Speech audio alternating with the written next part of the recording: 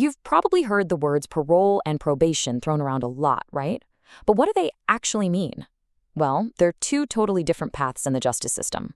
One is built on a promise, and the other, well, that one's a test.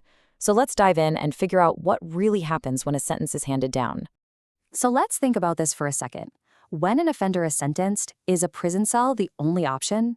And if they do go to prison, do they always have to serve every single day of their term?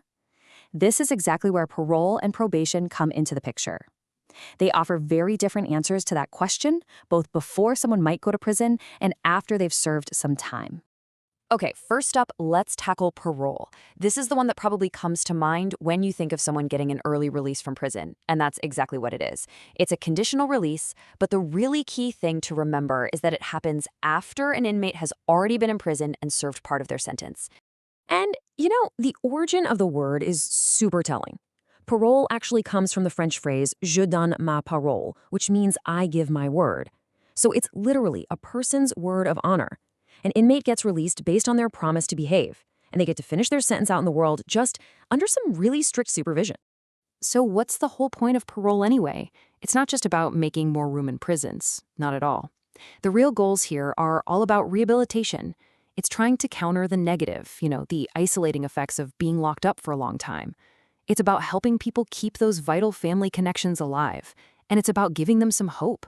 Really, it's meant to be a powerful incentive for inmates to actually work on changing their ways while they're inside. All right, now let's switch gears and talk about probation. Because if parole is a promise that's made after someone has served time, then probation is a test that's given instead of serving time. And again, the name itself tells you pretty much everything you need to know. Probation comes from the Latin word probare, which means to test or to prove. So a judge will sentence an offender to probation to basically test if they can reform themselves while still living out in the community. It's what's called a non-custodial sentence, meaning they don't serve any prison time up front. And the goal of probation? It's really all about early intervention. It's designed to step in and try to stop first-time offenders or young people from becoming hardened criminals by being exposed to prison life. The idea is, if you can keep them out of that environment, you have a much better shot at reforming them before they get stuck in that cycle of being in and out of jail. And that's a big deal, because it's a way to stop crime before it escalates. Okay, so we've got the promise versus the test. Now let's put them right next to each other, because this is where the little details really start to matter, and you can see just how different they are. This chart breaks it down perfectly. First, let's talk timing.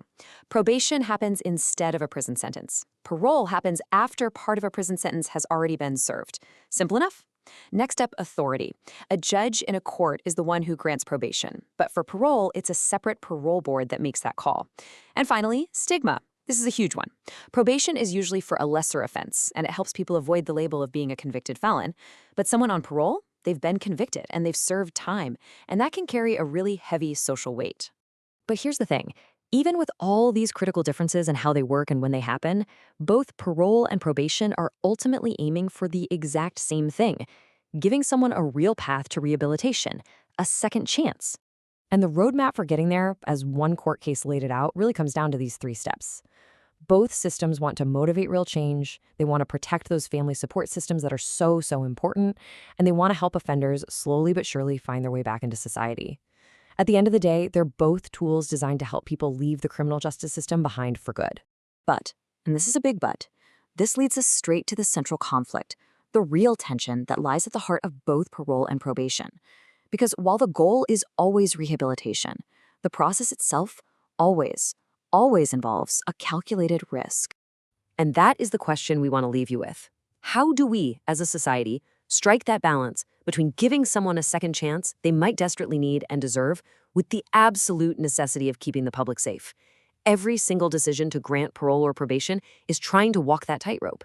It's an incredibly delicate balance with huge consequences, and it's a question every single community has to figure out for itself.